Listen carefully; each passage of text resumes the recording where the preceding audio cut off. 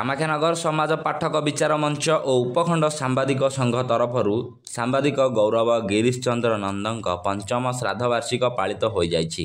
एही अवसर में बालीगोरड मूसा मल्लिक उच्च विद्यालय परिसर में वृक्षरोपण कार्यक्रम आयोजित होइथिला। प्रधान शिक्षक मनमोहन मिश्र तत्वावधान में आयोजित वृक्षरोपण कार्यक्रम को सहकारी जिलापाल दीपक कुमार मिश्र उद्घाटन करथिले। एठारे बौल पिजुली करमंगा बढ़ियाल आदि 100 रु अधिक विभिन्न प्रकार चारा रोपण करा जायथिला। मु ज्योतिर्मय नायक सहकारी शिक्षयित्री मूसा मल्लिक सरकारी उच्च विद्यालय बालीगोरड। आज आम विद्यालय रे गिरीश चंद्र नंदक श्राद्धवार्षिकी उपलक्षे वृक्षरोपण कार्यक्रम करा जायछि। एही कार्यक्रम रे विद्यालयर शिक्षक शिक्षयित्री छात्र छात्री फॉरेस्ट डिपार्टमेंट सांबादिक मंच अन्यान्य संवाद पाठ विचारक मंडली समस्त मिसी कार्यक्रम को आगे नहीं। यह वृक्षरोपण द्वारा आम परिवेश निहाती दरकार। यही कार्यक्रम द्वारा आम निजको बहुत गौरव मन करुँ। पाठक विचार मंच सभापति ज्ञान रंजन मिश्र, आवाहक शुभमय नंद, सदस्य निरंजन होता अतिथि भाव जोग देइथिले। सांबादिक संघ साधारण संपादक प्रकाश कुमार पात्र, सांबादिक प्रहलाद मुदुली, दयानिधि साहू, विष्णु सेठी और अनिल नायक उपस्थित थिले। वन विभाग पक्षरु ममता कंवर, सुषमा साहू, विद्यालय शिक्षक दिलीप कुमार नंद, शिक्षयित्री ज्योतिर्मयी नायक, कर्मचारी अजय कुमार साहू, निशाकर स्वाई, देवाशीष विश्वाल कार्यक्रम में सहयोग करथिले। मध्याह्न समय स्थानीय कल्पना क्लब सभागृह ठारे मंचर सभापति ज्ञानरंजन मिश्र सभापतित्व में एक श्रद्धांजलि सभा अनुष्ठित होइथिला। एथिरे सहकारी जिलापाल दीपक कुमार मिश्र मुख्य अतिथि, पंडित प्रमोद कुमार मिश्र स्वतंत्र अतिथि, मठकरगोला महाविद्यालय अध्यक्ष चित्तरंजन दास और उपदेष्टा मेजर प्रभात कुमार दास प्रमुख सम्मानित अतिथि भाव जोगदे स्वर्गत नंदन समाजसेवा, कवि साहित्यिक जीवनी और सांबादिकता जीवनी संपर्क में आलोचना करथिले। कल्पना क्लब और पाठक विचार मंचर सदस्य अमर प्रसाद शतपथी, विश्वरंजन दास जोगदे स्वर्गत नंदन बहुमुखी प्रतिभा संपर्क में आलोकपात करथिले। सांबादिक अश्विनी कुमार साहू और कामाख्यानगर कॉलेज स्नातक श्रेणी रे सर्वोच्च प्राप्तांक रखिथिबा छात्री विष्णुप्रिया साहू को संबर्धित करा जायथिला। मंचर आवाहक शुभमय नंद, सांबादिक संघ साधारण संपादक प्रकाश कुमार पात्र कार्यक्रम परिचालना करथिला बेले मंच एवं सांबादिक संघर सदस्य माने सहयोग करथिले। मंचर संपादक शरद चंद्र बेहेरा धन्यवाद अर्पण करथिले।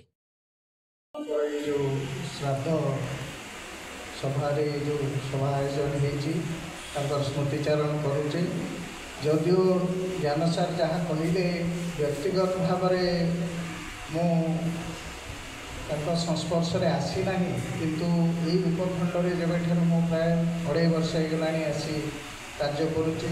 कामाख्यानगर उपखंड में समाज पाठक विचार मंचर विभिन्न कार्यक्रम अंशग्रहण करुच्ची। स्थानीय लोकों सहित विचार भावर आदान प्रदान करुच्ची।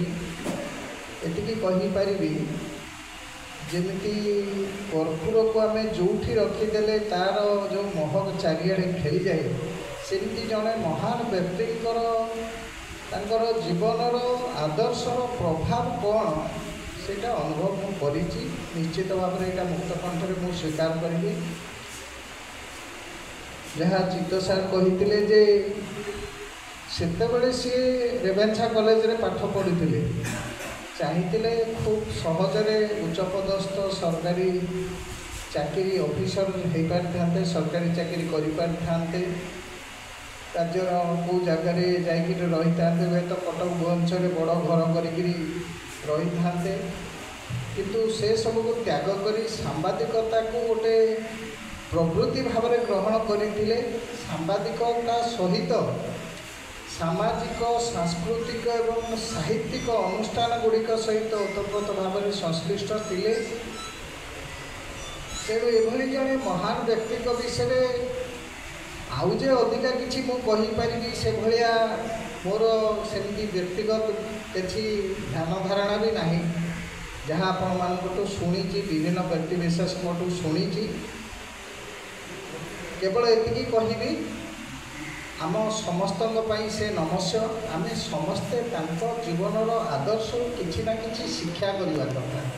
जदि 1% भी जीवन आदर्श आम कि शिक्षा लाभ कर आम मान जीवन में प्रयोग करवा जेकोसी क्षेत्र में हो जो कामाख्यानगर माटी आज जो भाई स्थित अच्छी से स्वर्ग नंदकर जो प्रमुख वरिष्ठ भूमिका थिला आमे माने मध्य कामाख्यानगर माटी को भविष्य में आगू आहरी उच्चतर कर नापी आम मानकर सेमती गोटे बलिष्ठ भूमिका रही पार जदि आमे तांकर पथ अनुसरण करवा व्यक्तित्व 1% आम मान व्यक्तित्व नहीं आम ढाली कर।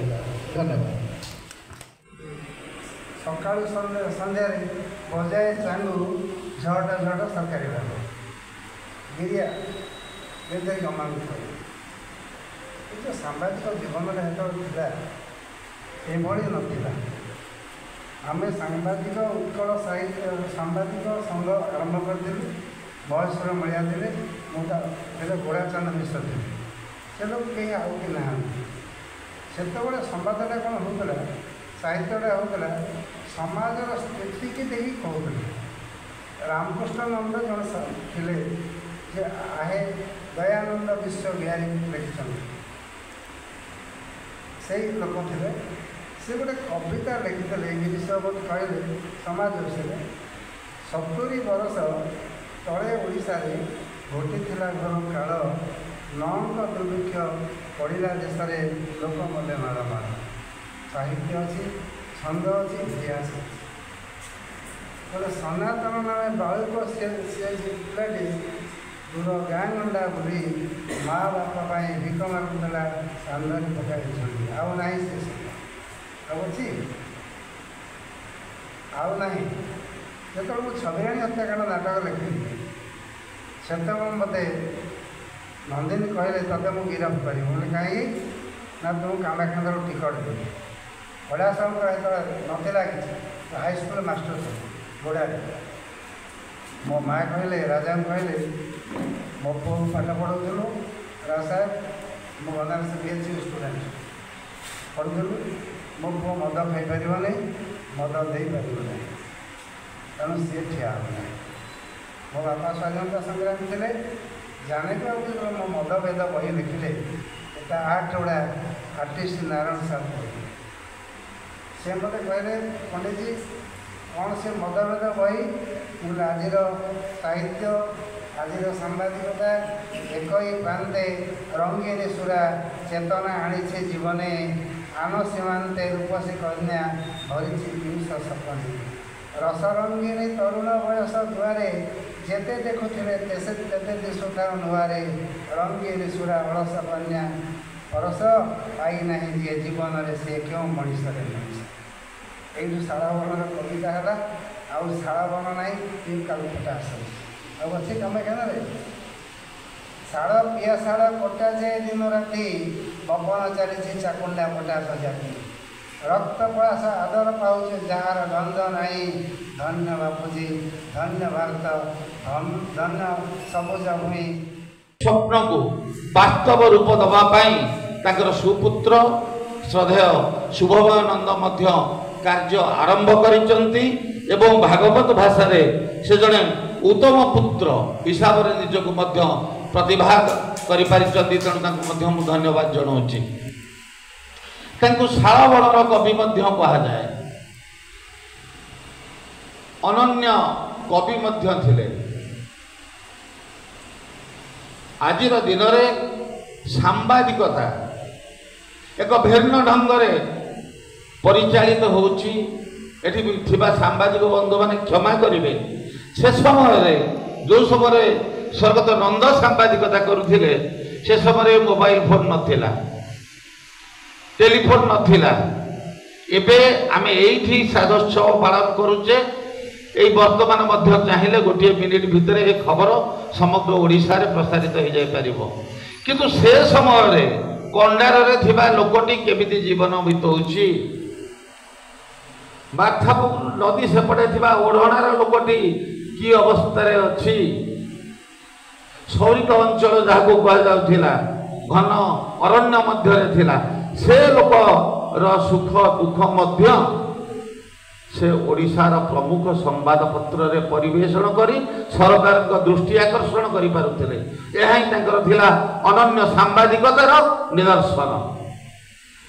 एवं जने जमीदार मध्य से थिले, किंतु तांका पाखरे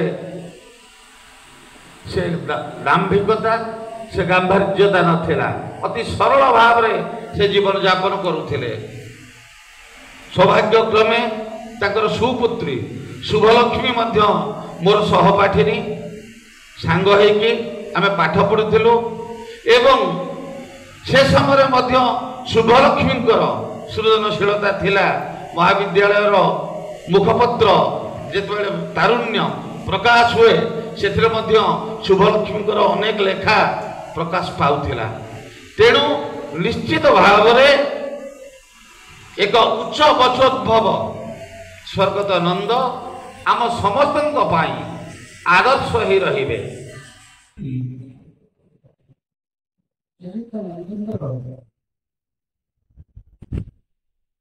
जीवनादर्श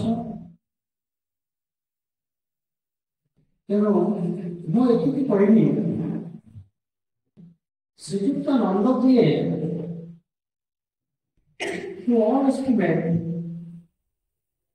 जड़े विशिष्ट सांबादिक जड़े शिक्षाविद जड़े समाजसेवी जड़े लेखक एवं जड़े राजनीति प्रत्येक कार्य से सक्सेसफुल होती साधारण कवि रूपे समग्र ओडिशार परिचित